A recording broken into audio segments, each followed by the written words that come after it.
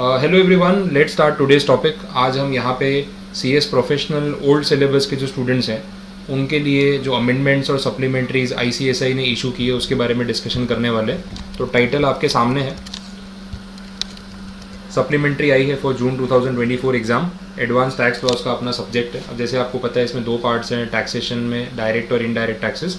तो ये जो सप्लीमेंट्री आज मैं डिस्कस करा रहा हूँ that is related to indirect taxes, जिसमें मेजरली आपके जो टॉपिक्स कवर होंगे it is GST and customs.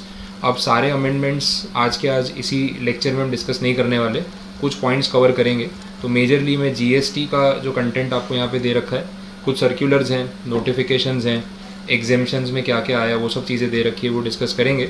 तो मेजॉरिटी चीज़ें आज यहाँ पे कवर करने वाले हैं एंड रिमेनिंग कुछ पॉइंट्स हम नेक्स्ट लेक्चर में कैरी फॉरवर्ड करेंगे। So let us start. क्या दे रखा है यहाँ पे, सबसे पहले फोकस करते हैं जीएसटी पे। अब जीएसटी में यहाँ पे सप्लाई वाला जो अपना टॉपिक है section number 7 along with the schedules, उसके बारे में बात कर रहे हैं। देखो जो क्लैरिफिकेशंस दे रखे हैं सर्कुलर्स के थ्रू, कहीं कहीं पे ना डेटा भी है, मतलब इंस्टीट्यूट ने क्या किया ना, जो भी सर्कुलर्स है वो सारे दे दिए।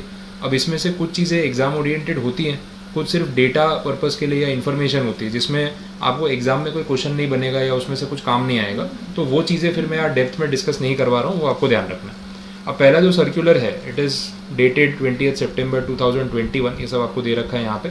बताया इंटरमीडियरी की डेफिनेशन आईजीएसटी एक्ट में उन्होंने थोड़ा बहुत क्लैरिफाई किया उसको। ये आपकी डेफिनेशन है कि इंटरमीडियरी किसे बोल रहे हैं, broker, agent, any other person by what ever name called who arranges or facilitates the supply of goods or service or both or securities between two or more people but does not include a person who supplies such goods or service। ये यहाँ से part है on his own account।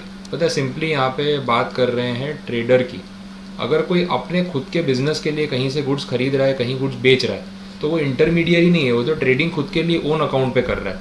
लेकिन otherwise है as an agent काम कर रहा है कि भाई आपके बिहाफ पे मैंने गुड्स खरीदा है, आपके बिहाफ पे आगे गुड्स बेच रहा हूँ एज अ थर्ड पार्टी, तो फिर वो इंटरमीडियरी में कवर हो सकता है। तो ये चीज़ें आगे क्लैरिफाई की। देखो इंटरमीडियरी का कंसेप्ट तब आएगा जब मिनिमम 3 पार्टीज इन्वॉल्व हो उस सेंस में। और इस चीज़ को फिर से नीचे ब्रीफ एनालिसिस के फॉर्म में दिया। देखो अगर आपको एग्जाम के दिन पे या अभी पूरी लैंग्वेज पढ़ने नहीं बैठना है तो एक शॉर्टकट ये है कि आप डायरेक्टली यहाँ से ना ब्रीफ एनालिसिस पढ़ सकते हो। ये वो वाला है जैसे अपने नोट्स में नहीं होता इन सिंपल वर्ड्स, तो पहले आपको एक्ट की टेक्निकल लैंग्वेज दी होती है, फिर बोला होता है इन सिंपल वर्ड्स, तो उसमें जल्दी रिलेट हो जाता है। तो वो पॉइंट हम यहाँ पे डिस्कस कर रहे हैं, आप शॉर्ट में डायरेक्टली यहाँ से पढ़ सकते हो। फिर इंस्टीट्यूट ने आपको पूरा लिंक दे रखा है कि बाई चांस आपको सर्कुलर की कॉपी सीबीआईसी की वेबसाइट से पढ़नी हो जो कि सेम कंटेंट होगा तो व्यू कर सकते हैं। ऐसा हमारे लिए अभी एग्जाम पर्पज़ के लिए इसकी कोई खास नीड नहीं है। ठीक है, चलिए आगे बढ़ रहे हैं। सेकेंड जो सर्कुलर नंबर आपको दिख रहा है दैट इज़ ओनली क्लैरिफिकेशन। यहाँ पे ना जीएसटी कौन सी चीज़ पे कितना लगेगा वो रेट्स के रिगार्डिंग कुछ बात हो रही है, क्लासिफिकेशन की बात हो रही है।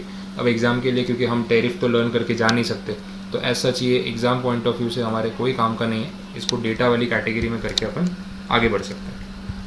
थर्ड सर्कुलर है 2021 का। अगेन एक रेलेवेंट इशू यहाँ पे रेज़ किया, मैं वही रेफ़र कर रहा था क्या चीज़ें काम आ सकती है। बात हो रही है क्लाउड किचन।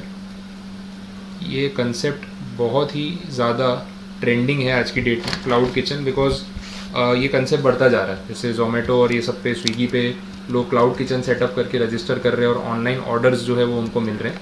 क्वेश्चन ये आया है कि क्या क्लाउड किचन जो है वो रेस्टोरेंट वाली कैटेगरी में कवर होता है। तो इसके बारे में इन्होंने डेफिनेशन क्लैरिफाई की है कि हाँ भाई रेस्टोरेंट सर्विस क्या होता है ना, उसकी डेफिनेशन ये क्लैरिफाई की हुई है।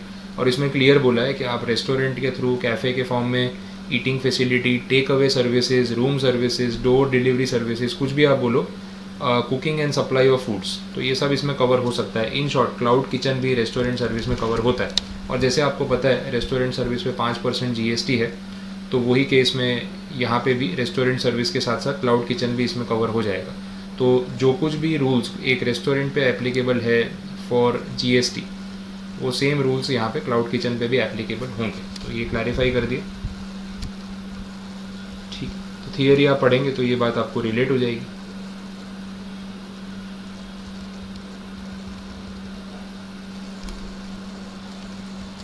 ये जो 5% जीएसटी विदाउट आईटीसी बोला ना, ये कॉम्पोजिशन लेवी स्कीम का रेफरेंस आ गया सेक्शन 10। तो ये पॉइंट भी यहाँ पे क्लैरिफाई हो गया। ठीक है, डन। रेस्टोरेंट में भी वही है, या तो आप 5% GST कस्टमर से चार्ज करो या अपनी पॉकेट से पे करो। अपनी पॉकेट से पे करोगे तो ITC आपको मिलेगा नहीं, सेक्शन 10 में चला जाएगा। सेम स्टोरी यहाँ पे भी आ रही है। इसके बाद इसी में कोचिंग सर्विसेज को लेके एक क्लैरिफिकेशन है। Services provided by institutions NGOs under the central scheme of scholarship for students with disabilities, जहाँ पे सारा खर्चा सरकार उठा रही है और आप सिर्फ सर्विसेज प्रोवाइड कर रहे हो गवर्नमेंट के बिहाफ पे, kind of vocational training and everything. तो बोला कि उसमें GST से एग्जेम्पशन है, क्योंकि अल्टीमेटली सारा पैसा तो सरकार से आपको मिल रहा है और सरकार से हम GST चार्ज नहीं कर रहे। तो उस इंटेंशन से ये पॉइंट यहाँ पे रखा है, स्पेसिफिक पॉइंट हो गया। आगे बढ़ रहे हैं 4th पॉइंट पे। यहाँ पे आप डायरेक्टली ब्रीफ एनालिसिस पढ़ सकते हो। बिल्डिंग ब्रिक्स, अर्दन और roofing tiles, fly ash bricks, blocks, fossil meals से बनी हुई ब्रिक्स, ये सब अलग अलग टाइप के ब्रिक्स हैं। बोला है कि they can opt for composition scheme, और 6% GST जो पे करना होता है पॉकेट से, जिस पे ITC नहीं मिलता है, आप वो स्कीम में जा सकते हो। तो ये जैसे 10(2)A अगर आपके ध्यान में हो ना, उसमें सर्विस प्रोवाइडर्स के लिए 6% वाली स्कीम है। सिमिलर स्कीम यहाँ पे हो गई, ये आपको ध्यान रखना है। अदरवाइज़ अगर आपको इस स्कीम में, कॉम्पोजिशन स्कीम में ऑप्ट नहीं करना है, तो नॉर्मल GST का जो रेट है इन चीज़ों के ऊपर, दैट इज़ 12%। तो ये क्लैरिफिकेशन हो गया। आगे बढ़ रहे हैं। पॉइंट नंबर 5 में आइसक्रीम पार्लर्स के ऊपर क्लैरिफाई किया। पहले आइसक्रीम पार्लर्स में कुछ लोगों ने क्या किया, वो कॉम्पोजिशन स्कीम क्लेम कर ली 5% विदाउट ITC।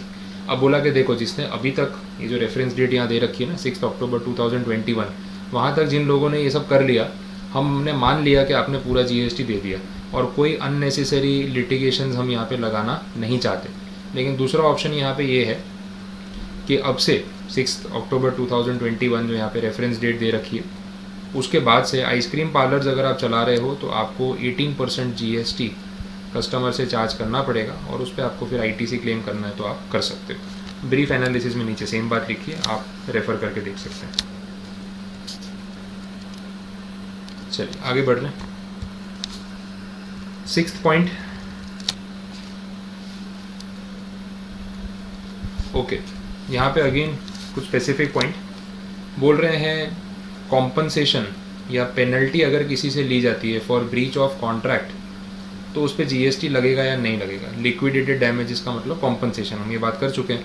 तो वैसे सीधा अगर मैं आपको सॉल्यूशन बताऊं तो इसमें मना किया है। बोला देखो, अगर कोई पेनल्टी सरकार लगा रही है, जैसे कोई माइनिंग कॉन्ट्रैक्ट या कुछ है, ये सब बातें यहाँ मेंशन की है, लेट पेमेंट फीस लग रही है, इट इज़ नॉट कंसिडरेशन। ये कंसिडरेशन में नहीं आएगा, क्योंकि ये कोई काम करने के लिए चार्ज नहीं कर रहे, वैसे बोला हुआ है इस पर्टिकुलर केस में। तो क्योंकि कंसिडरेशन नहीं है तो फिर इसके ऊपर GST नहीं लगेगा। वैसे हमने नॉर्मली पढ़ा है लेट पेमेंट फ़ीस और ये सारी चीज़ों पे भी GST आ सकता है, बिकॉज वो भी सप्लाई का पार्ट है। बट इस स्पेसिफिक केस में सर्कुलर में इन्होंने क्लियर किया, ब्रीच ऑफ कॉन्ट्रैक्ट वाला मैटर हो, जैसे यहाँ पे बोला है कि कोई माइनिंग कंपनी है, उसने स्टेट गवर्नमेंट को कोई पेनल्टी पे की है क्योंकि उन्होंने कुछ रूल्स फॉलो नहीं किए, या लेट पेमेंट चार्जेस उन्होंने कुछ पे किए हुए हैं, तो इसके ऊपर स्पेसिफिक GST नहीं आएगा, because it is not considered as a consideration. ये बोल दिया क्योंकि मेन ऑब्जेक्ट कॉन्ट्रैक्ट का वो नहीं था। और फिर इसके साथ एक और एग्जांपल दिया, cancellation charges for railway tickets, उसमें GST लगेगा, क्योंकि टिकट कैंसिल करना भी एक एक्टिविटी हो गई, एक सर्विस हो गई, तो उसको सर्विस माना है और उसके लिए स्पेसिफिक कोई चार्ज दिया जा रहा है, तो वो चार्ज जो है वो कंसिडरेशन में कवर होगा और उसके ऊपर फिर GST उसी रेट से लगेगा जो टिकट बुकिंग के ऊपर लगता है। तो दो अलग अलग एग्जांपल्स यहाँ पे आपको क्लैरिफाई करके दे दिए। आगे देखते हैं। पॉइंट नंबर 7 जो है वो अगेन डेटा है, आप पढ़ के देख सकते हो, आपके सामने ही है, एग्ज़ाम ओरिएंटेड नहीं। पॉइंट नंबर 8 भी सेम डेटा, कहीं कुछ GST के रेट बढ़ गए, चेंज हो गए, अब हम कहाँ लर्न करके जा रहे हैं उसको, तो उसका कोई यहाँ पे रेलेवेंस नहीं है। पढ़ के सुना सकता हूँ मैं आपको, लेकिन कुछ काम नहीं आएगा। पॉइंट नंबर 9 है, ये एग्जेम्पशन लिस्ट से रिलेटेड अमेंडमेंट है, तो आई सजेस्ट कि आप एक बार इसको पढ़ सकते हो ताकि आपको कंडीशन याद रहे, वैसे बोला हुआ है। रीडिंग वाला पार्ट है, पढ़ के देख सकते हो, पर एग्जाम के लिए काम आएगा, ठीक है। ब्रीफ एनालिसिस से क्लैरिटी आ जाएगी। 10th वाला अगेन डेटा, काफ़ी सारे डेटा में निकल जाएंगे, तो जितने पेजेस का कंटेंट दिख रहा है उतना है नहीं। 11th वाला भी सेम डेटा, एग्ज़ाम में कुछ खास काम नहीं आने वाला। 12th वाला जो है उसमें भी सेम बात हो रही है। आप रीड करके देख सकते हैं, आपके सामने रेट्स चेंज हुए और कुछ भी नहीं बोला हुआ। नेक्स्ट जो है point number 13, it is also again data. Reverse charge mechanism में क्या आएगा क्या नहीं आएगा, लेकिन हम इस चीज़ को एग्ज़ाम के लिए लर्न करके जाते नहीं है पूरा नोटिफिकेशन, वो आपको पता है। पॉइंट नंबर 14 पे चलते हैं। ये कुछ अमेंडमेंट से रिलेटेड स्टोरी है। The central government has issued the special procedure to be followed by the electronic commerce operators in respect of supplies of goods through them by composition tax payers, क्योंकि अब allow कर दिया, हम section 10 में देख रहे थे गुड्स और सर्विस में गुड्स को कट किया हुआ था, वो पॉइंट है। The e commerce operator shall not allow any inter state supply of goods through it by the said person. हमने देखा था कि ई कॉमर्स ऑपरेटर के थ्रू आप at least intra state with in the state level पे online goods जो है वो बेच सकते हो, भले आप कॉम्पोजिशन लेवी स्कीम में आते हो, फ़र्क नहीं पड़ता। गुड्स में उन्होंने अलाउ किया था, सर्विसेज में नहीं किया था। तो बोला है कि ई कॉमर्स ऑपरेटर को ध्यान रखना है कि फिर कोई कॉम्पोजिशन लेवी स्कीम वाला असेसी जो है वो इंटर स्टेट सप्लाईज ना करे, उस चीज़ का ध्यान उसको रखना पड़ेगा। बाकी चीज़ें चलती रहेंगी। TCS एप्लीकेबल होगा वो भी क्लैरिफाई कर दिया। तो ये उसका पूरा डिटेल्ड एक्सप्लेनेशन। इसके बाद केस लॉज हैं। केस लॉज आज के वीडियो का पार्ट नहीं है, ये मैं फिर अलग से लास्ट में करवा दूंगा, क्योंकि डॉक्यूमेंट काफ़ी बड़ा है और पॉइंट्स हैं। तो मैं पहला फोकस जो है वो सर्कुलर्स के ऊपर कर रहा हूँ, वैसे चल रहे हैं अभी।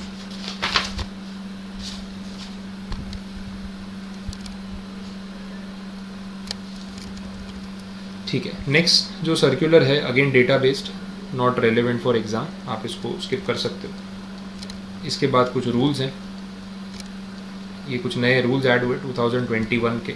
अभी इस वीडियो के लिए मैं इसको पेंडिंग रख रहा हूँ, नेक्स्ट वीडियो में इसको डिटेल में बात करेंगे। अगर रेलेवेंट होगा तो मैं आपको डिस्कस करवाऊँगा, तो मुझे खुद भी एक बार इसको रेफ़र करना है अभी, जो मैंने आज किया नहीं। आगे बढ़ सकते हैं।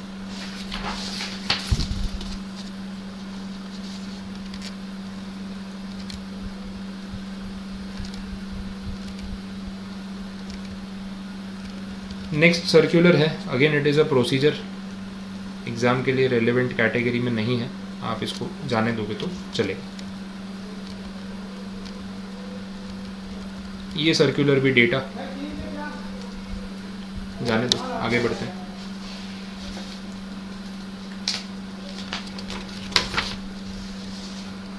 नेक्स्ट सर्कुलर भी सेम कैटेगरी में, amendment notification. This is again, आपको क्रक्स पढ़ना है, आप यहाँ से रीड कर सकते हो, पढ़ के समझ आ जाएगा कि इसमें से क्वेश्चन कैसे बनेगा। तो वो नॉट रेलेवेंट वाली कैटेगरी में है, क्योंकि क्वेश्चन बनना पॉसिबल नहीं लग रहा है, उस हिसाब से हम इसको डिस्कस नहीं कर रहे। इसके बाद केस लॉज, अगेन आज के लिए पेंडिंग।